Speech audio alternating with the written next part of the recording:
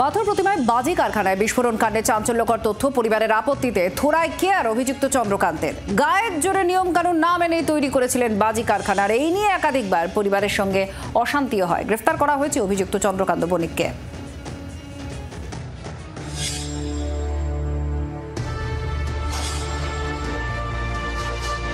যে ঘরে বসবাস সেই ঘরেই বাজির পাহাড়, তার জেরে বিস্ফোরণ। পাথর প্রতিমায় বাজি কারখানায় বিস্ফোরণ, প্রাণ কেড়েছে পরিবারের ৮ সদস্যের। বাড়ির মালিক চন্দ্রকান্ত বণিককে গ্রেফতার করেছে পুলিশ। কিন্তু এই অগ্নিকাণ্ডের পিছনে দায়ী কে? আইনের চোখকে ফাঁকি দিয়ে কতদিন ধরে গৃহস্থ বাড়িতে চলছিল অবৈধ বাজি কারখানা? তদন্তে উঠে আসছে একের পর এক চাঞ্চল্যকর তথ্য।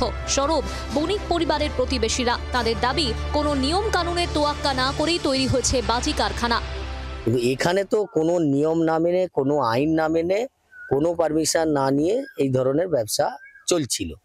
শুনলাম পঞ্চায়েতের একটা ট্রেড লাইসেন্স আছে, পঞ্চায়েতের ট্রেড লাইসেন্সে এই কারখানা চলতে পারে না। আমরা বারণ করেছি, আমাদের মারধরও করতে এসছে। কে? ওই ওরা ঝগড়া ঝাঁটি করেছে। তা আপনি আতঙ্কে থাকেন? আমরা আতঙ্কে থাকি। কেন? ভয়ে যে কোথায় কিছু হয়ে গেলে আমরা তো প্রাণে বাঁচবো কি মরে যাবো, সেটাই আমাদের চিন্তা। বাড়ির পাশে মানে আপনারও তো এই ঘটনাটা ঘটতো?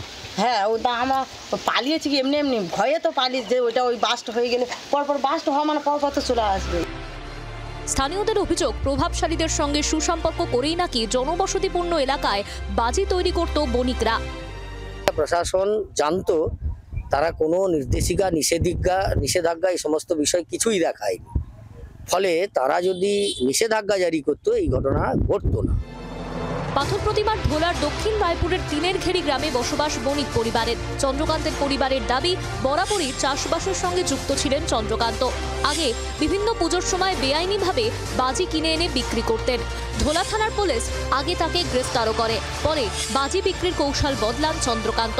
বাড়ির অদূরে চাষের জমিতে তৈরি করেন বাজি কারখানা। বাজি তৈরির সঙ্গে নিজের বাড়িতেও বাজি মজুত রাখতেন চন্দ্রকান্ত।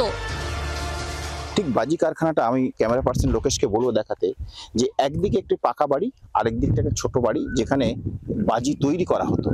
এই দুটি বাড়ির মধ্যে বারুদ থাকতো এবং বাজির যে জিনিসপত্র সেগুলো থাকতো। আর এই যে বাজি কারখানা, যেটা মূল কারখানা, এটা হচ্ছে যে মূল কারখানা, সেই কারখানা থেকে বাজি তৈরি করার পরে তারা কিন্তু যে বাড়িতে, সেই বাড়িতে রাখতো। যে বসত বাড়িটা কতটা দূরে, যে এই সবজি বাগান থেকে তার বসত বাড়ি হচ্ছে, মানে অর্থাৎ যে কাকা যেটা তার পরিবারের লোকজন থাকতো, প্রায় 40 থেকে 45 মিটার দূরে। তবে বাড়িতে বাজি মজুত রাখা ও নিয়ম কানুন না মেনে বাজি কারখানা তৈরিতে আপত্তি জানান পরিবারের সদস্যরা। এ নিয়ে বাড়িতে অশান্তিও হয়। পরিবারের দাবি, সেসবে কর্ণপাত করেননি চন্দ্রকান্ত। আপনার বাড়ির পাশে তো আপনি কোন সময় বারণ করেছিলেন? বাড়ির পাশে, হ্যাঁ, আমি বারণ করেছি। যদি বারণ শুনতে তাহলে এটা না, বারণ শুনলে তো এটা হতো না।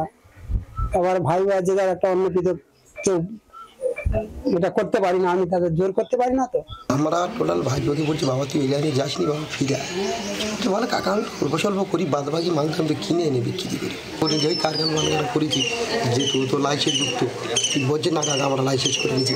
আমি তার বাবা বাড়ির মধ্যে কিনে দেবে।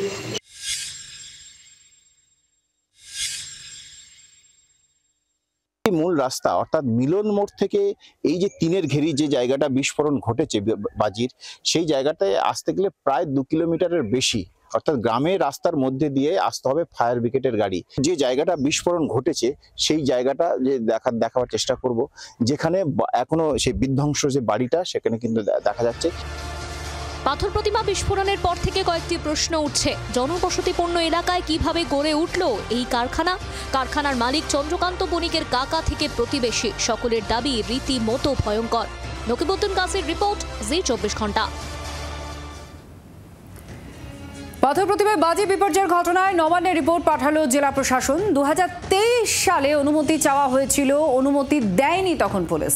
বেআইনিভাবেই চলছিল এই বাজি তৈরি। নবান্নে পাঠানো রিপোর্টে উল্লেখ করেছে জেলা প্রশাসন, এমনই সূত্রের খবর।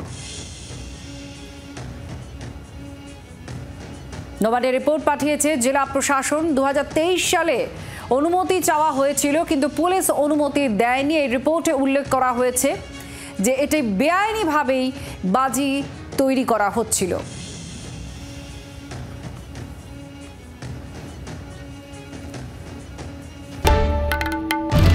বাংলার আওয়াজ, বাঙালির আবেগ, জি 24 ঘন্টা।